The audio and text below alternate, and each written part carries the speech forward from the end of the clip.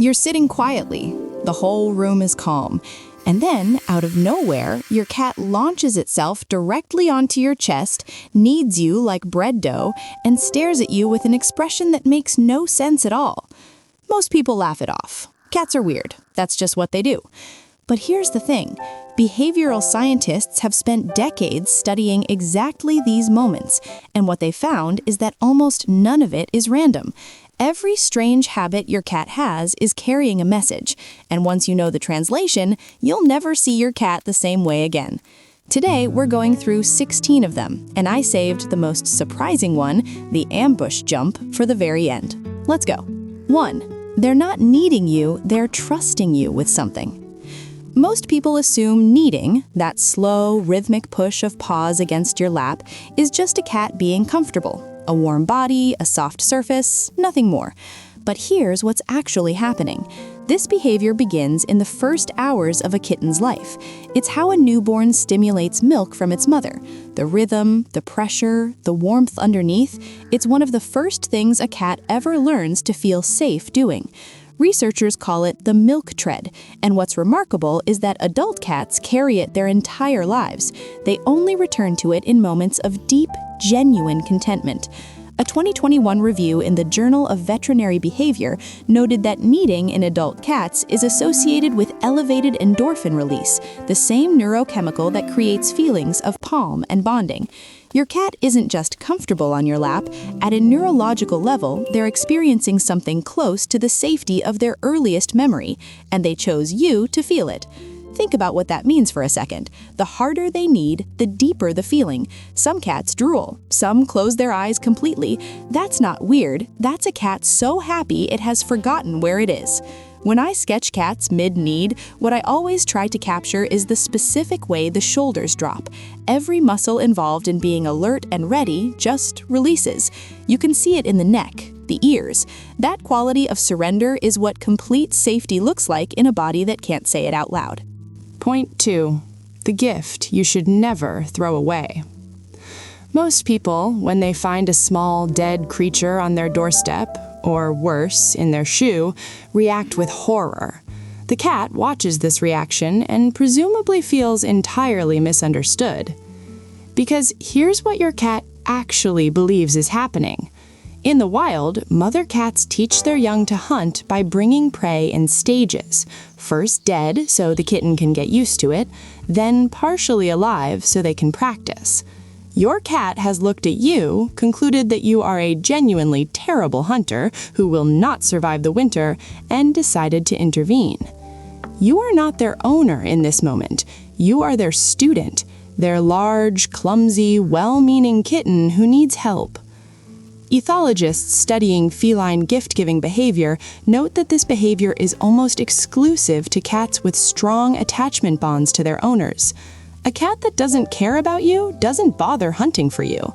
The effort, stalking, catching, carrying prey across an entire yard, is an act of investment, of care. It's touching if you can hold that thought long enough to feel it. The right response, voice praise, gentle petting, and then a quiet, dignified removal when they're not watching. They tried. They hunted. They loved you the only way they know how. Point 3. Your cat is running a physics lab. You are the technician. Most people assume knocking things off tables is mischief, revenge maybe for a closed door or missed meal. The cat meets your eyes, holds your gaze, and pushes your mug 1 inch closer to the edge. This feels personal. It isn't. What your cat is doing is genuinely investigative. The paw is a cat's primary instrument for understanding the physical world. They touch things to determine, is it alive? Does it move? Does it fall? What sound does it make? In nature, this same testing motion is how cats check whether prey is actually dead or merely pretending. Research in applied animal behavior science on feline object manipulation confirms that cats show markedly higher paw engagement with objects near edges, precisely because the potential for movement and sound is greatest there. It's not random, it's strategic curiosity. There's also a secondary reason. If you're ignoring them, a falling object reliably produces a reaction. Your cat has learned the physics of your attention, not just the physics of gravity. As someone who has drawn cats in this exact posture many times, what always strikes me is the deliberateness. The paw hovers. It doesn't swipe. It considers. That moment before the push is a scientist at work. Point 4. It's not the room they want, it's the right. You close a door, your cat sits outside it and meows. You open it, they look in, confirm the room exists exactly as it always has, and walk away. This seems like mockery, but what's actually happening is much ancient. Cats are territorial animals whose sense of security is built on complete knowledge of their environment, every inch, every room, every sound and smell. A closed door doesn't just block access, it creates a gap in the map, and an incomplete map means unknown risk. Studies on feline stress and environmental control, including work from the Indoor Cat Initiative at Ohio State University, consistently show that cats with restricted access to parts of their home display higher cortisol levels and more anxious behavior. The territory isn't a luxury, it's the foundation of their nervous system's sense of safety. The inspection is the point. The leaving is not indifference, it's relief. If you're watching this and rethinking moments you've had with your cat, if something is clicking that didn't click before, that's exactly what this channel is for. We go deeper here than just fun facts. We look at the science, the behavior, the bond, and what it actually means for the animal living beside you. If that matters to you, subscribe. You'll never miss one. Now, point 5. The ghost pantry they're still hiding food in. Your cat finishes half their food, then scratches at the floor around the bowl like they're trying to bury it. There is no soil. The floor is tile. They scratch anyway. This behavior goes back millions of years. Wild feline ancestors didn't always eat their entire kill in one sitting. Leftover prey needed to be hidden, buried, or covered to mask the scent from other predators and scavengers. The instinct is automatic. It runs deeper than the knowledge that there are no predators in your kitchen. There's also a second possibility. If a cat tries to bury food immediately after being served it, it may mean they find it unpleasant, treating it the way they'd treat something rotten or unsafe, not misbehavior, a signal. A 2023 study on domestic cat feeding preferences, published in PLOS One, found that cats show significantly stronger covering behaviors around foods left out beyond 20 minutes. Fresh food in small portions dramatically reduces this response. 6. The wildest, freest thing they'll do all day. You know the zoomies, the sudden transformation of your calm, dignified cat into something fleeing an invisible predator at 11 p.m. Then, gone. Cat is on the sofa like nothing happened. In the wild, cats are burst hunters, short, explosive sprints, maximum intensity, then rest. A domestic cat doesn't hunt, but the neurological drive doesn't disappear. It builds up over the day like pressure in a valve. The zoomies are the release. Researchers call it frenetic random activity periods, or FRAPs. Studies show that cats with no outlet for this energy display higher rates of anxiety and redirected aggression. If the zoomies happen consistently at 3 a.m., it means the daytime has been too still. 15 minutes of active play before bed shifts the explosion to a time you can both survive. A cat with no zoomies isn't necessarily calm. It may simply not have enough life force left to express them. The wild sprint is the cat at its most alive. 7. You are ignoring them. This is unacceptable. You're reading, working. Your eyes are fixed on something that is not your cat. Your cat crosses the room, steps directly onto the book, and sits down. Most people interpret this as jealousy. It's more precise than that. It's priority negotiation. Cats are acutely sensitive to the direction of your attention.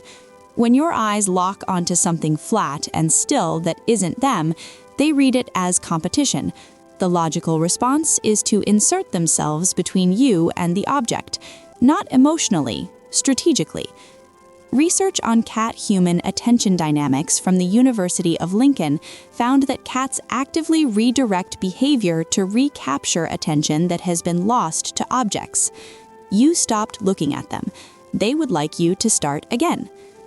When I try to paint this scene, a cat sitting on a book, fully settled, deeply unbothered, what I always try to capture is the expression. The eyes are completely soft. There is no guilt. They don't believe they've done anything wrong, because in their world, they haven't. 8. They know something about still water that you don't. Your cat has a perfectly full water bowl, and they walk past it, find a dripping tap, and drink from that instead. In the wild, still water near a food source is one of the most reliable signs of contamination. Moving water reads as fresh, as alive. A 2022 study on feline hydration published in the Journal of Nutritional Science found that cats drank nearly twice as much water when offered a circulating fountain compared to a standard bowl, and that placing the water source away from food significantly increased consumption. Chronic dehydration is one of the leading contributors to feline kidney disease. The instinct your cat is following isn't inconvenient, it's trying to keep them alive. 9. They're not marking you, they're including you. Every time your cat rubs their cheek against your leg, most people think territorial behavior. The cat is claiming ownership. That's true, but it's also incomplete. You can only bunt something you already feel safe around. You don't rub your face on a threat. When your cat rubs against your legs the moment you return home, you've been outside. You carry unfamiliar smells. The rub layers their scent over the foreign ones, brings you back into the map, back into the family scent. The behavioral research on bunting frames it not as possession, but as belonging. They're not saying, "You are mine." They're saying, "You are one of us. You are part of what is safe." A cat that never bunts the people around them hasn't found them safe enough to include. The rub, small as it is genuine acceptance. 10. The compliment that makes no sense until it does. Your cat walks away from you, raises their tail, and points their rear directly at your face. In the feline world, this is among the highest expressions of trust. Kittens greet their mothers this way. Adult cats greet their most bonded companions this way. The vulnerable anatomy, turned away with no defensive posture, communicates one specific thing. I am not afraid of you. I do not need to watch my back when you are near. Your cat is doing you the same honor they would do their most trusted companion. The fact that you don't respond the way another cat would is simply, to them, a human limitation they've graciously accepted. Accept the strange compliment. The trust underneath it is real. 11. The most dangerous instinct in your living room. Your cat chews plastic bags, gnaws on wires. This seems destructive. It's actually hunting, just aimed at the wrong target.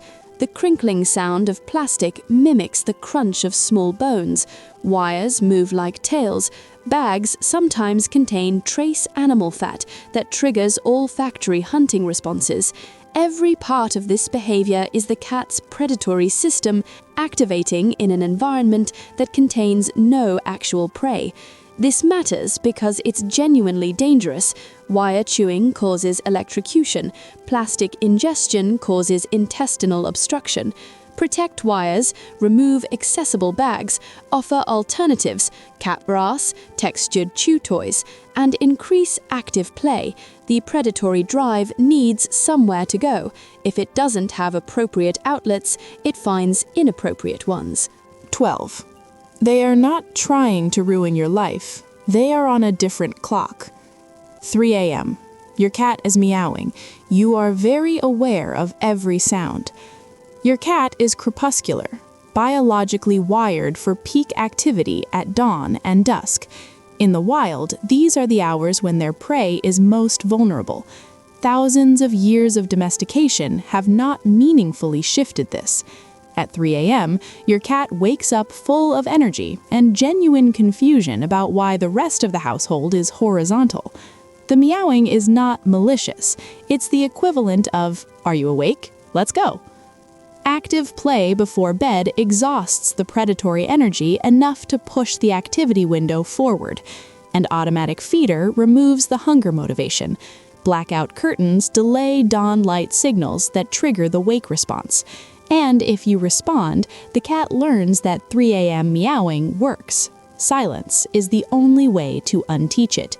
Considerably easier said than done at 3 a.m. 13. The smaller the box, the safer the world. A box too small for your cat gets in it anyway, folds themselves in ways that seem anatomically ambitious, and settles there with visible satisfaction. In the wild, cats sleep in shelters where they can be attacked from as few directions as possible. A tight space means your back and sides are protected. Only the entrance needs watching. A landmark study published in Applied Animal Behavior Science followed shelter cats given access to hiding boxes and found their stress indicators dropped significantly within days. The box wasn't comfort in the way a soft bed is comfortable, it was security in the way a locked door is secure. And yes, a square drawn on the floor with tape will also attract a cat. The boundary itself communicates something. This space is defined. This space is known. This space is mine. 14. They're not seeing ghosts. They're seeing more than you. Your cat is staring at a blank wall, completely still, focused on something you cannot see. A cat's sensory range is broader than yours in almost every direction. Their hearing extends to approximately 65,000 hertz, 3 times your upper limit. They detect micro-movements at light levels where your vision produces nothing. Research has confirmed that cats can perceive ultraviolet light, meaning certain insects, traces, and surface patterns that are invisible to you are visible to them. When your cat stares at a wall, there is something there. A mouse moving inside it, a spider too small for your eyes, an insect vibrating at a frequency your ears can't pick up. Your cat is experiencing a richer version of the same room you're sitting in, a version where the walls are less solid, the air carries more information, and nothing is truly still or silent. Trust the reaction. 15. You are family now. This is the ceremony. Your cat licks your hand, your arm, sometimes your hair, with an intensity that suggests they find it deeply inadequate by their standards. This behavior has a name: allo-grooming. Mutual grooming between cats is one of the primary ways they reinforce social bonds. A mother licks her kittens. Bonded adult cats groom each other around the face and head, the areas they physically cannot reach themselves. It is an act of care given to someone you have decided is yours to look after. Research on feline social bonding confirms that allo-grooming is directed almost exclusively at individuals within the cat's established social group. They don't groom strangers. They don't groom cats they merely tolerate. The tongue, rough as it is reserved for family. When your cat licks you, they have made a determination. You are in the inner circle. You are being maintained. You are theirs. Point 16. The ambush that was never about you and always about you. I said at the beginning I'd come back to this one. The ambush jump. You're walking through your own home. You pass the sofa, and your cat, who has been still as stone for 20 minutes, erupts from hiding and lands on your feet like a predator who has been waiting all afternoon for exactly this moment. Most people yelp, feel slightly betrayed, wonder briefly if they are respected in their own home. Here's the truth. Your cat has been running a full predatory sequence. They found a position, they tracked movement, they calculated timing, they waited for the precise moment your moving feet entered the optimal strike zone, and then they executed. Every part of this is instinct operating exactly as it should. Moving objects trigger an ancient program: locate, stalk, pounce, catch.